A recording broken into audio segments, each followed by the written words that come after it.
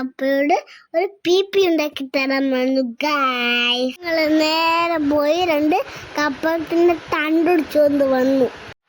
ഇനി അതിന്റെ ഇല മുറിച്ച് കളഞ്ഞാൽ മതി. തണ്ടിന്റെ മുകളില് ബ്ലേഡ് കൊണ്ടൊരു വര ഇട്ട് കൊടുക്കണം. വര ഇട്ട് കഴിഞ്ഞാൽ നമ്മുടെ കപ്പളങ്ങ പിപ്പി റെഡിയായി. അപ്പ ഊരിയപ്പോ നല്ല സൗണ്ടായിരുന്നു. ഞാൻ ഊരിയിട്ട് സൗണ്ട് വന്നില്ല ഗായ്സ്. എനിക്ക് സങ്കടമുണ്ട് ഗായ്സ്.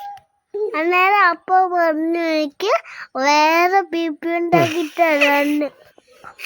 ഇതാണ് നമ്മുടെ പാനലിന്റെ പിപ്പി. എല്ലാവർക്കും ഇഷ്ടപ്പെട്ടെങ്കിൽ ലൈക്ക് ചെയ്യണേ.